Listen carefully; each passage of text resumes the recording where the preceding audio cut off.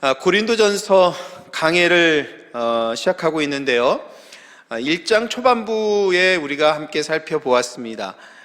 사도 바울이 고린도 교회를 향한 말씀을 시작을 하면서 권면의 말씀, 그리고 하나님께서 이미 고린도 교회에 부어주신 풍성하신 그 은혜에 대해서 기억하게 하고 감사하게 하는 사도 바울의 말씀들을 우리가 함께 살펴보았습니다.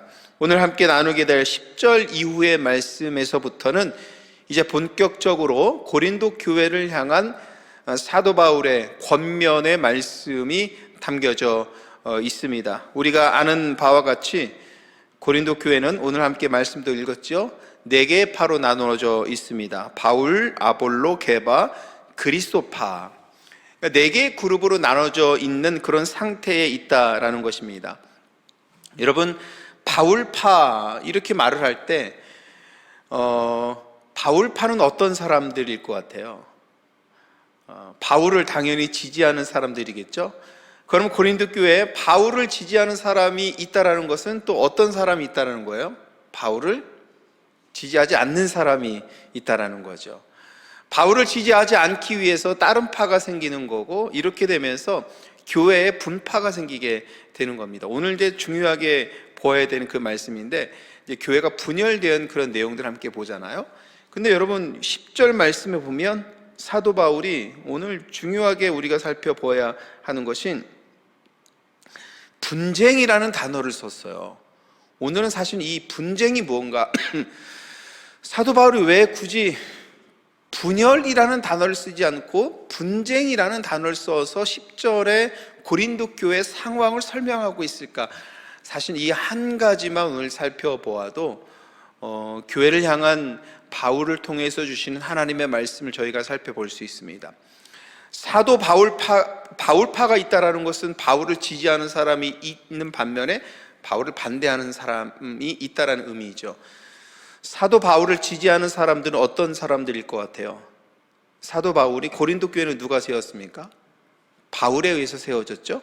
그러면 바울을 지지하는 사람들의 대부분은 처음에 바울이 교회를 세울 때 그 교회에 함께한 원년 멤버들일 가능성이 매우 높다라는 것이 학계에서 추측하는, 생각하는 그런 정설입니다.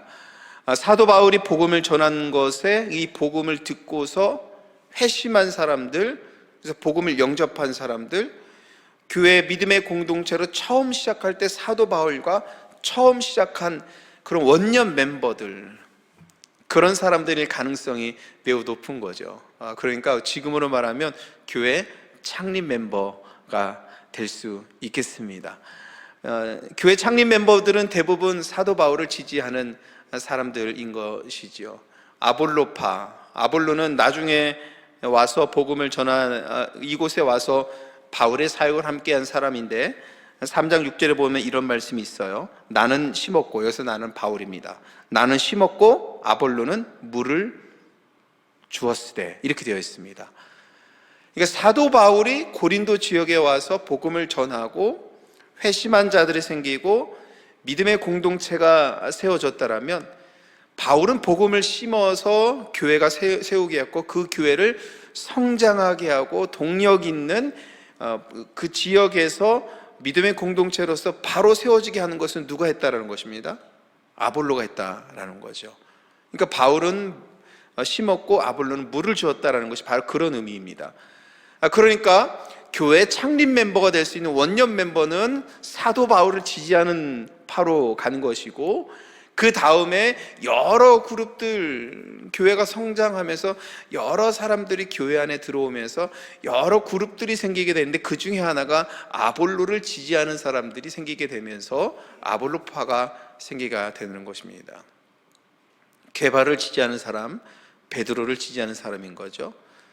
그리고 그리스도파, 이것은 말이 그리스도파인 것이지, 우리가 함께 오늘 왜 분쟁이 일어났는지를 살펴보게 될 건데, 그리스도파는 말이 그리스도파인 것이지, 파가 나눠져 있으니까 분쟁을 낳기 위해서 또 다른 파가 생긴 것이다 라고 볼 수 있겠습니다.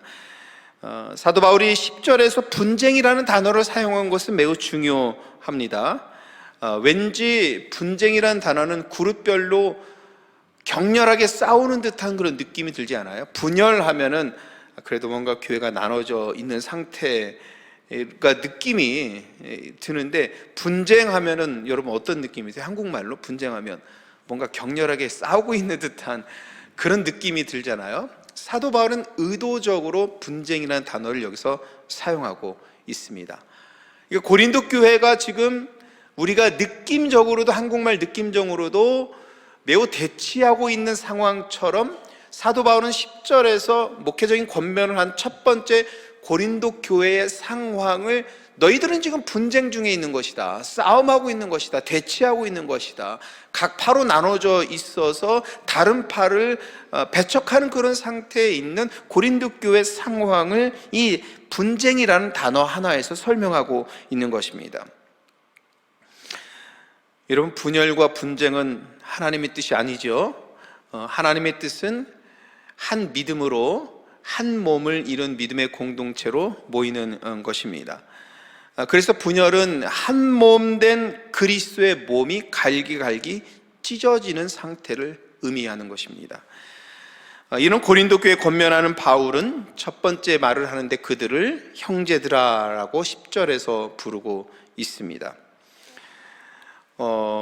분쟁이라는 단어와 함께 형제들아라는 이 말도 그냥 우리가 스쳐 지나갈 수 있겠습니다만, 한국말로 형제들아 이렇게 번역을 했습니다만, 여기에는 자매도 포함하고 교회 안에 속한 모든 형제와 자매들, 지체들이 다 포함된 의미로서 형제들아라고 부르고 있는 것입니다. 이 단어는 사도 바울이 오빠나 누나, 매우 친근감 있게 부를 때 사용하는 그 단어를 형제들아라는 이 단어를 사용하고 있으면서, 목회적인 권면을 할 때에 사도 바울이 외부인이 아니라, 그죠? 사도 바울은 지금 에베소에 있는 상태이잖아요. 고린도 교회에 목회적인 권면을 할 때 바울이 외부인으로서 고린도 교회를 바라보면서 목회적인 권면을 하고 있는 것이 아니라, 매우 친근한 단어, 오빠와 누나들 사이에서 사용할 수 있는 형제들아라는 원문을 보면 그런 단어를 사용함으로 인해서 고린도 교회의 외부인이 아니라 내부인된 사람으로서, 고린도 교회에 있는 사람들과 매우 친근감 있는 사람들로서, 그리고 교회를 그 교회에 있는 사람들과 동일하게 사랑하고 아끼고 귀하게 여기는 내부인과 같은 마음으로서 권면한다라는 것이 형제들아라는 단어에 담겨져 있는 것입니다. 여러분 생각해 보세요. 전혀 나와 같은 사람이라고 생각하지 않은 사람이 누군가에게 나에게 와서 권면하고 충고하면은 어떻겠어요, 여러분? 그냥 인간적인 마음으로 전혀 나랑 관계없는 사람이 와가지고 충고하고 권면하면 예, 알겠습니다 라고 이렇게 대답하기보다는 속된 말로 당신이라 좀 잘하십시오 이런 말이 속에 나오는 것이 인간의 마음이잖아요. 만약에 우리 교회에 어떤 문제가 생겼어요. 저는 교회에 어려운 문제가 생기고 이렇게 할 때는 가능하면 다 교회법으로 해야 된다고, 뭐 저뿐만이 아니라 여러분들도 그렇게 생각을 해야 하고 있겠습니다만, 교회는 교회의 권위에, 교회 전통과 교회 역사와 교회 권위에 순종할 수 있어야 그게 교회로서의 본 모습을 세워가는 것이거든요. 그래서 세상법으로 교회 문제를 가져가는 것은 저는 굉장히 이거는 잘못된 거라고 생각을 합니다. 교회는 교회 전통과 권위에 순종할 수 있어야 되고 그것을 받아들일 수 있어야 되거든요. 근데 우리 교회에 만약에 무슨 문제가 생겼어요. 근데 우리 교회랑 전혀 상관없는 누군가가 와서 이 문제를 해결한다고 보세요. 여러분, 그거 우리가 쉽게 받아들일 수 있습니까? 이게 쉽지가 않죠. 그렇잖아요. 교회 문제를 어떠한 교회 전통과 권위에 순종하는 것, 그것까지는 좋은데 우리 교회 전혀 관련도 없고 외부인처럼 느껴지는 누군가가 와서 우리 교회 문제를 해결한다고 권면하고 판결을 해준다고 해서 우리가 그걸 쉽게 받아들이겠냐 이거죠. 아니다라는 것이죠. 인간적으로 마음으로 이렇게 봤을 때 사도 바울은 바로 그러는 것입니다. 에베소에서 고린도 교회 소식을 들었을 때, 고린도 교회를 볼 때 분열이라는 단어보다 분쟁이라는 단어를 쓰면서 매우 대치하고 있는 상황을 바라보면서 그 교회를 향해서 성도들에게 권면의 말씀을 하고 있는데, 여기에 사도 바울의 마음이 담겨져 있는 것입니다. 고린도 교회 성도 여러분, 나는 외부인이 아닙니다. 나는 내부인이고 여러분들과 같이 고린도 교회를 사랑하고 고린도 교회 여러분들하고 매우 가까이 있고 여러분들과 같이 고린도 교회를 매우 사랑하는 사람으로서, 교회를 개척한 사람으로서 지금부터 여러분들에게 권면할 것입니다라는 그 바울의 마음이 형제들아라는 이 단어에 담겨져 있는 것입니다. 여러분, 고린도 전서의 말씀을 보면서 앞으로 계속 그런 사도 바울의 마음을 우리가 읽게 될 것인데, 교회를 얼마나 사도 바울이 사랑하는지를 이 형제들아라는 단어 이 한마디에도 담겨져 있는 거예요. 사실 사도 바울의 입장에서 보면 고린도는 떠났죠. 그래서 에베소에 있을 때 에베소 교회에 더 신경 쓸 수도 있고 다른 개척한 교회들에 매진할 수도 있습니다. 그러나 고린도 교회 소식을 들었을 때 사도 바울이 얼마나 마음이 아팠는지를 알고 그런 마음을 가지고, 진실된 마음을 가지고 권면을 하고 있는 것입니다. 그런데 그 권면을 하는 데 있어서 사도 바울은 또한 10절에서 자기의 권한으로 하는 것이 아니라 예수 그리스도의 이름으로 여러분들에게 권면합니다 라고 이렇게 설명하고 있습니다. 여러분, 누구의 이름으로 권면합니까? 예수의 이름으로 권면한다라는 것입니다. 오늘도 그 내용이 나오지만 오늘도 말씀의 끝부분에 핵심이 되는 것이 바로 이 말씀이 나오게 될 것인데, 사도 바울의 말씀 속에서 우리가 보아야 하는 것은 오직 사도 바울은 복음으로 행합니다. 중요합니다. 교회를 향해서 권면할 때도 교회 여러 가지 분쟁과 논쟁과 어려운 문제를 해결하고 권면할 때도 사도 바울은 오직 예수 그리스도의 이름으로 권면합니다. 여러분, 가끔 우리도 기도할 때 그렇게 하죠. 뭔가 막 두려운 일이 막 생길 때에, 그리고 왠지 두려움이 사로잡혀서 사단이나 마귀의 막 두려운 마음이 생기고, 그리고 사로잡히는 것 같은 그러한 두려움이 막 무서움이 생길 때 여러분 기도할 때 어떻게 얘기하세요? 나사렛 예수의 이름으로 명하노니, 이렇게 하시잖아요. 그죠? 하시죠? 네. 나사렛 예수의 이름으로 명하노니 사탄아 물러가라, 두려움아 물러가라. 우리가 이렇게 기도하죠. 여러분, 왜 기도할 때 왜 예수의 이름을 언급합니까? 한번 잘 생각해 보세요. 여러분, 기도하실 때 왜 나사렛 예수의 이름으로 명을 하고 예수의 이름을 두려울 때 왜 언급합니까? 여러분, 왜 그렇게 하세요? 바로 그것 아니겠어요? 성경에서 만난 예수님께서 하나님의 권세와 능력을 가지고 예수님께서 행하신 놀라운 기적과 이적을 믿기 때문이잖아요. 천국 복음을 전하시면서 사탄의 권세를 이기시고 이 땅에 인간으로 오셨지만 하나님의 권세를 지니신 예수님께서 사탄의 권세까지 물리치고 이기시고 하나님의 그런 권세를 가지고 이 땅에서 행하신 예수님의 놀라운 기적과 이적을 믿기 때문에 예수의 이름을 언급하잖아요. 바울은 똑같은 겁니다. 예수의 이름으로 명을 한다, 권면한다. 이것은 무엇이냐면 예수님께서 행하신 기적을 믿고 예수님께서 행하신 모든 것을 믿기 때문에 지금부터 내가 고린도 교회를 향해서 권면하는 이 말씀은 예수님의 기적과 이적으로 예수님께서 보여주신 하나님의 능력으로 분쟁 가운데 있을지라도 하나님께서 그 문제를 해결하실 것이라는 믿음이 있기 때문이에요. 여러분, 이런 믿음으로 행하시길 바랍니다. 신앙생활은 오늘 사도 바울이 10절에서 이 한 절에서 우리들에게 주시는 말씀이 매우 주시는 의미가 매우 이렇게 많은 거죠. 그래서 그 사도 바울이 이렇게 예수의 이름으로 권면한다라는 것은 사도행전의 여러 말씀 속에서도 우리는 확인을 할 수 있어요. 사도행전 3장 6절 같은 말씀에 보면, 우리 이 말씀 같이 읽어보죠. 베드로가 이르되 은과 금은 내게 없거니와 내게 있는 이것을 내게 주노니 나사렛 예수의 이름으로 일어나 걸으라 하고. 자, 누구의 이름으로 베드로가 명합니까? 나사렛 예수의 이름으로 명을 합니다. 베드로가 일어나 걷게 하는 기적을 행하였지만, 베드로가 행한 기적을 행하게 한 것은 누가 한 것이에요? 예수님이 하신 것입니다. 성경은 분명하게 복음은 분명히 예수님 중심적인 신앙인 것을 이야기하고 있어요. 사도행전 3장 16절도 마찬가지입니다. 우리 줄친 부분만 같이 읽겠습니다.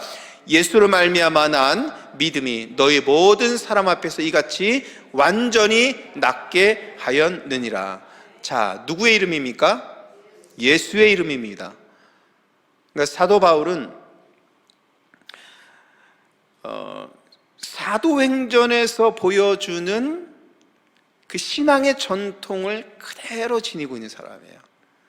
교회 분쟁과 어려움을 바라보면서도 예수의 이름으로 권면한다라는 이 목회 서신을 보내는 사도 바울의 믿음은, 내가 지금부터 여러분들에게 예수의 이름으로 권면할 때에 예수께서 치유하시고 회복하시고 분쟁 가운데서도 화해케 하시고 평강과 은혜로 교회를 지키실 것이다 라는 이 믿음을 갖고 있는 바울의 믿음을 보아야 될 줄 믿습니다.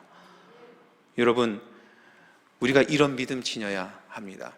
예수의 이름으로 명할 수 있어야 되고, 모든 삶의 문제를 예수의 이름으로 바라볼 수 있어야 하고, 모든 여러분들의 삶 속에서 예수의 이름이 중심이 될 수 있는 신앙으로 세워질 때에 오늘 바울과 같은 믿음을 우리가 지니게 되는 것입니다.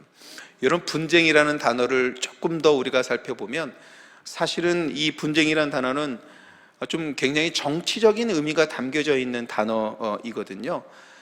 분쟁이라는 단어는 그리스 철학자들이 당시 이제 아테네하고 고린도하고 별로 멀지 않은 지역이죠. 아테네에서 지난번에 성지순례 간 팀들도 기억을 하시면 차를 타고 간 걸 기억을 좀 한번 해보세요. 성지순례 다녀오신 분들은 아테네에서 버스를 타고 가면은 해안가 도로를 쭉 타고 가거든요. 차를 타고 가면 40분에서 50분 정도면 고린도에 도착을 합니다.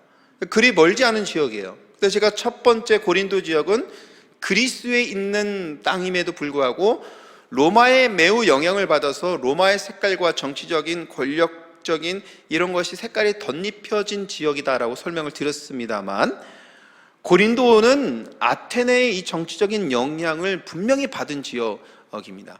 분쟁이라는 이 단어는 그리스 사회가 반영한 정치적인 단어, 당파를 짓는 사람들이 사용하는 단어예요. 그래서 고린도 교회의 분쟁이라고 사도 바울이 말할 때, 이 분쟁은 정치적인 그런 혹은 힘의 싸움으로 인한 분쟁이 고린도 교회 안에 일어났다라는 것을 사도 바울이 밝히고 있는 것입니다. 그래서 4장 6절에 가면 그 분쟁을 하고 있는 사람들 이야기를 할 때 이런 말씀이 있거든요.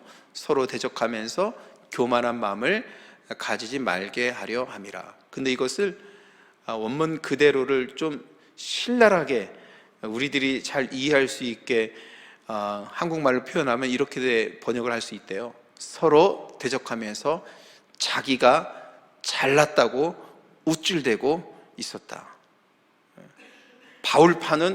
바울파들이 잘났다고 자기네들끼리 모여서 당파를 짓고, 보세요, 분쟁이라는 단어가 정치적인 용어로서 파를 짓는 용어라고 했잖아요. 자기네끼리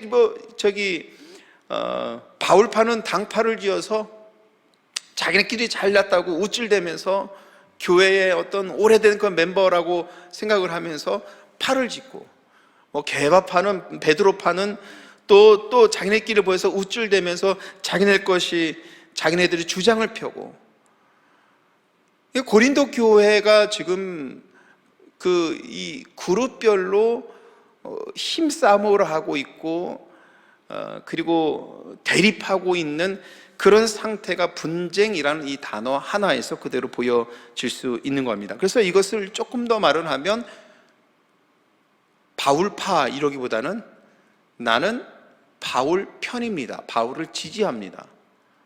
아볼로파라기보다는 나는 아볼로를 지지하는 사람입니다.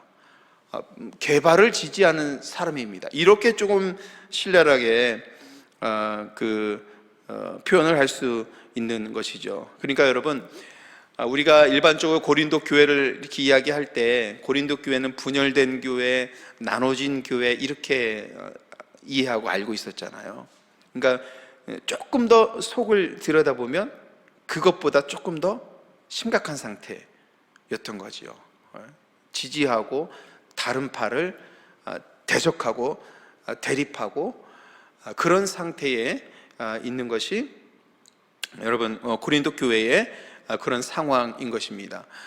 고린도 지역이라는 지역을 조금 더 이해를 하면은 왜 고린도 교회가 이렇게 팔을 지어서 나눠지게 됐는지를 조금 더 이해할 수 있어요. 고린도는 항구 도시이고 성장하는 도시라고 했잖아요. 세계 각지의 사람들이 성공이라는 꿈을 가지고 이 고린도 지역에 왔습니다. 신분과 또 지위, 성공에 집착된 사람들, 그런 사람들이 경쟁에서 살아남아야 했던 사람들, 그런 사람들의 마음은 얼마나 여러분 메말라 있었겠습니까? 그런 여러 사람들이 교회 공동체 안에 들어오게 되면서 교회가 성장하고 세워지게 되면서 그런 다양한 사람들이 들어오게 되면서 교회에 영향을 주었다라고 볼 수 있는 것입니다.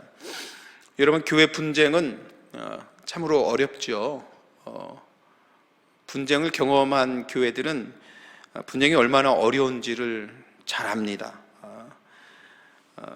고린도 교회처럼 그룹별로 나누어져서 도저히 하나가 될 수 없을 것 같은 그러한 상태에 있으면 정말 인간적으로도 상처도 많이 받고 그리고 그 상처받은 것이 깊어서 치유받고 회복하는데도 굉장히 시간도 오래 걸리고 교회가 분쟁 가운데 있다라는 것은 신앙인들에게 매우 큰 상처가 됩니다.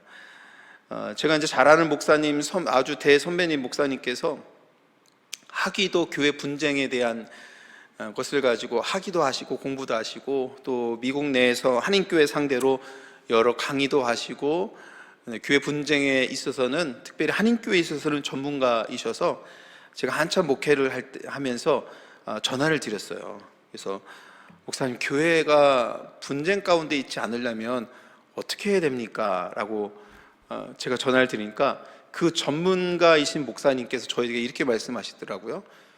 교회가 분쟁이 일어나지 않게 하는 게 가장 좋은 방법입니다. 이렇게 얘기를 하더라고요. 그러면 너무 정직한 정답이잖아요. 근데 교회 분쟁이라는 것이 누가 교회 분쟁이 있고 싶어서 합니까? 그렇지 않죠. 원치 않아도 교회 분쟁이 일어나기도 하는 건데, 그러니까 교회 분쟁을 연구하는 전문가도 교회 분쟁이 일어나면 해결하는 것이 쉽지 않다라는 것이에요. 그러니까 교회는 분쟁이 일어나지 전에 무엇인가를 해결하는 것이 가장 좋다라는 전문가의 제가 목회적인 조언과 의견을 듣기도 했었습니다. 여러분, 시카고에 있는 교회들이 시카고에 있는 한인교회가 특징이 있어요. 어떤 특징이 있냐면, 지금은 한인 인구가 조금 많이 내려갔습니다만 한 10년 전만 하더라도 15년 전만 하더라도 15반 이렇게 봤잖아요. 그리고 센서스에 조사 안 되는 사람들까지 본다고 하면 20만까지 얘기하는 사람들도 있었고, 얼마 전까지만 해도 10만이 넘는 그런 한인 인구를 지니고 있는 지역인데, 여러분, 시카고에 있는 교회 특징 중에 이 정도의 한인 인원을 두고 있는 지역이라면 사실은 1000명이 넘는 교회가 있어야 되죠. 이거는 다른 지역을 가면 다 공통적인 상황입니다. 우리가 물론 다 뭐 대형 교회 뭐 한인 뭐 다 1,000명, 2,000명 되는 교회를 모든 교회가 다 그렇게 될 수는 없어도 인구를 보면은 1,000명 정도가 넘는, 지금 애틀란타 같은 경우 보면은 뭐 2,000명이 되는 교회들이 있잖아요. 그러니까 1,000명 정도 이상이 되는 교회들이 있어줘서 그런 교회들이 어떠한 중심이 되어 주고 그 밑에 중소형 교회들이 함께 동반 성장하는 이런 게 있어야 이제 한인 교회들이 동반 성장하는 그런 것들이 보여지는 거거든요. 근데 그거 아시죠? 우리 시카고에는 1,000명이 넘는 교회가 없었습니다. 있다가 어떻게 됐어요? 다 나눠졌습니다. 그러니까 교회 분쟁과 어려움과 나눠짐은 고린도 교회 문제가 아니라 사실은 사도 바울이 고린도 교회를 향한 이 목회 서신은 오늘 우리들에게 주시는 그 말씀을 우리는 읽을 수 있는 거예요. 시카고의 특징입니다. 요즘에 시카고에 또 여러분 그 UMC 소식을 들었나 모르겠습니다. UMC 감리교회가 요즘에 많이 어려움을 겪고 있죠. 물론 교단 내에 신학적인 이슈가 있습니다. 동성애 관련된 그런 이슈가 PCUSA가 한 15년 전에 겪었던 그 일을 지금 UMC 미국 감리교회는 오늘날 겪고 있는데요. 그래서 감리교회가 그 몇 교회가 두 교회로 나눠졌습니다. 교단에 남는 성도 그리고 교단을 나오는 사람들, 교단을 나오면서 교회 재산권을 어떻게 해야 될 것인가에 대한 문제, 매우 복잡한 문제들이 있음에도 불구하고 어쨌든 감리교회의 많은 교회들이 둘로 나눠졌습니다. 둘로 나눠져서 하나로 한몸된 교회가 있던 교회들이 두세 교회로 나눠져서 개척이 되는 그런 상황이 시카고에 지금 일어나고 있죠. 아마 여러분들도 소식을 들었을 겁니다. 이런 우리 주변의 상황을 보면서 저는 예전부터 그런 생각이 확고하게 있었어요. 이민교회가 성장하기 위해서는 분쟁 없는 교회로 가면 반드시 성장한다라는 저의 목회를 하면서 제가 연구하고 생각하고 하면서 제 마음속에 어떤 확신이라고 할까요? 그런 게 생긴 그런 확신입니다. 여러분, 제가 미시간에 있을 때 중소도시에서 목회를 하고 왔잖아요. 그러면서 대도시에 있는 교회들하고도 같이 교류하고 이렇게 했는데 거기에서도 교회가 나눠졌습니다. 한인들이 뭐 얼마 없는 지역인데도 교회가 두세 개로 나눠졌어요. 제가 그런 이민교회 상황을 보면서 제가 반대로 확신을 가진 것은 교회가 분쟁 없이 가면 반드시 교회는 성장한다라는 확신이 생겼습니다. 여러분, 우리 참복한인교회 요즘에 영적으로도 또 펠로십을 하면서도 우리가 매우 은혜로운 시간을 보내고 있죠. 우리가 함께 기도해야 합니다. 우리 교회가 이런 사랑의 공동체로 더 잘 세워져서 분쟁과 분열 없는 교회, 한몸된 이룬 교회로 우리가 세워지기를 함께 기도해야 됩니다. 그러면 우리 교회는 반드시 성장하게 되어 있습니다. 이것이 하나님의 뜻이고 또 이것이 우리가 겪고 있는 이민과 이 미국 사회 속에서 이 시대를 살아가면서 우리가 볼 수 있는 그런 현상들인 것이지요. 오늘 사도 바울은 고린도 교회 분쟁과 분열을 바라보면서 목회적인 권면을 하였지만 오늘 이 말씀을 보면서 우리는 반대로 오늘 우리의 교회를 생각을 하면서 더욱더 믿음으로 사랑으로 세워진 이런 교회를 세워가고 분쟁과 분열 없는 교회로 나아갈 때에 하나님께서 우리 교회를 더욱더 건강하게 세워줄 것을 믿으면서 믿음의 공동체를 세워가야 될 줄 믿습니다. 여러분, 이러한 교회를 향해서 사도 바울이 이렇게 권면을 하잖아요.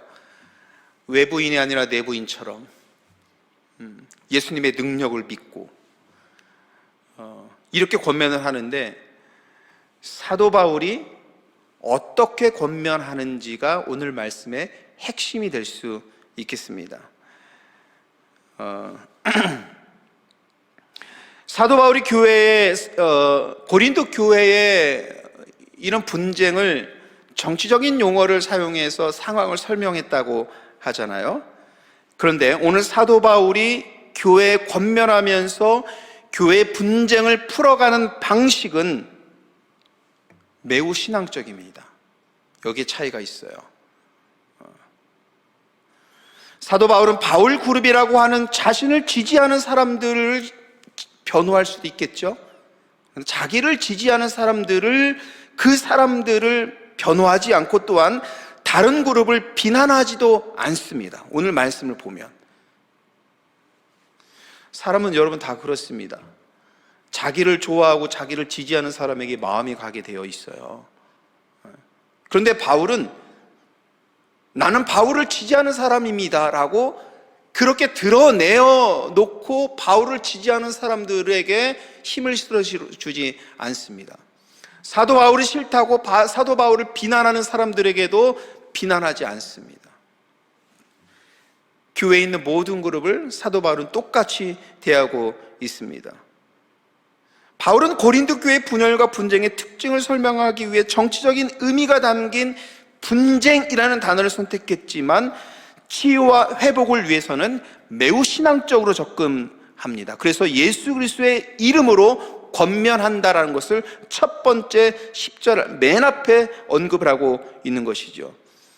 이런 사도 바울의 신앙적인 접근을 조금 더 신학적인 용어로 말을 하면 그리스도 중심적인 신앙에서 기독론적으로 사도 바울은 이 문제를 접근을 하죠. 이런 바울의 신앙과 신학은 이제 다음 주에 우리가 좀 더 살펴보게 된 것인데요. 다음 주에 좀 더 자세하게 살펴볼 것입니다. 여러분, 그래서 교회를 바라보고 교회의 여러 상황과 사역과 교회 일들을 바라볼 때는 신앙적인 관점을 갖는 게 되게 중요합니다. 신앙생활을 하면서도 그런 측면이 많이 있잖아요. 세상적인 그런 관점이 되게 많이 작용하는 사람도 있고 성도들도 있고 그런 세상적인 생각과 이런 것에 영향을 많이 받는 경우가 많이 있죠. 제가 저희 교회 목회를 하면서 참 감사하게 생각하는 건 저희 아내랑 날마다 교회 얘기할 때 빠지지 않고 얘기를 합니다. 그리고 저희 교회 새 가족이 와서 제 사무실에 방문했을 때 사무실에 가서 저랑 첫 번째 대화할 때 제가 항상 언급하는 게 무엇이냐면 샴버거 한인교회 우리 교회는 매우 신앙적인 교회입니다. 제가 이렇게 소개를 하거든요. 여러분 좋죠? 네, 매우 신앙적인 교회입니다 라고 이렇게 소개를 하고 두 번째 새 가족 갔을 때 두 번째 이제 얘기를 항상 제가 언급하는 것이 좋은 교회인지 안 좋은 교회인지를 여러분들께서 보실 때에 목회자를 보면 알 수 있는데 목회자가 어쩔 수 없이 목회하는 사람과 행복하게 목회하는 사람이 있습니다. 저는 어쩔 수 없이 목회하는 게 아니라 행복하게 목회하고 있으니까 이 교회는 좋은 교회입니다. 제가 이렇게 소개를 하거든요. 근데 첫 번째 소개하는 것이 되게 중요해요. 신앙적인 교회라는 거. 저는 여러분들을 보면서 되게 감사한 것이 교회 여러 일들을 보고 사역을 하고 일을 할 때 여러분들은 잘 느끼는지 안 느끼는지 모르겠습니다만 제가 느끼기에는 되게 신앙적이에요. 여러분들이 교회를 우선으로 두고 있고 그리고 세상적인 관점이 있을 수 있겠죠. 그러나 그런 것들이 신앙적으로 많이 차단이 되어 있는 것 같아요.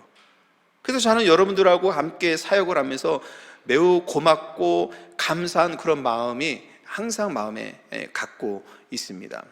그런 면에서 우리 교회는 어떠한 믿음과 신앙에 갈급함이 있는 사람들이 와서 적응하기 좋은 교회입니다.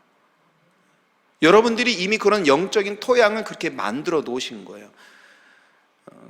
그래서 앞으로 우리 교회가 더욱더 사도 바울이 교회의 어려움과 교회의 문제를 신학적이고 신앙적인 관점으로 접근해서 예수 그리스도의 능력으로 치유되고 회복하기를 바랬던 사도 바울의 믿음의 전통을 우리가 그대로 물려받아서 교회 사역과 교회 일을 바라볼 때에 이런 신앙으로 믿음으로 바라보고 해결되고 예수의 이름으로 치유되고 회복되기를 바라는 이런 믿음의 태도를 우리는 계속해서 유지해 나아가야 될 줄 믿습니다. 여러분, 이러한 믿음의 그런 자세를 가지고 갈 때에 교회는 정말 건강하고 튼튼하게 세워지고, 제가 말씀을 드렸죠, 이러한 신앙의 모습으로 분열과 분쟁 없이 한몸된 신앙의 공동체, 이것이 하나님의 뜻이거든요. 한몸된 신앙의 공동체를 가는 것, 하나님의 뜻을 온전히 세워가는 교회로 계속해서 나아가면 샴บอก한인교회는 반드시 성장한다. 100명의 예배자가 세워진다. 제가 100명의 예배자라고 하니까 어떤 분이 저희가 와가지고, 목사님 왜 100명밖에 얘기를 안 해가지고 그렇게 하시냐 저한테 얘기하시는데, 100명 이상의 예배자가 세워지는 그 은혜, 그런 은혜가 우리 샴บอก한인교회에 반드시 이루어질 줄 믿습니다. 다음 주에 이어서 살펴볼 것은 교회 문제를 해결하는 방법으로 사도 바울은 두 가지를 제시합니다. 그것만 보고 마치겠습니다.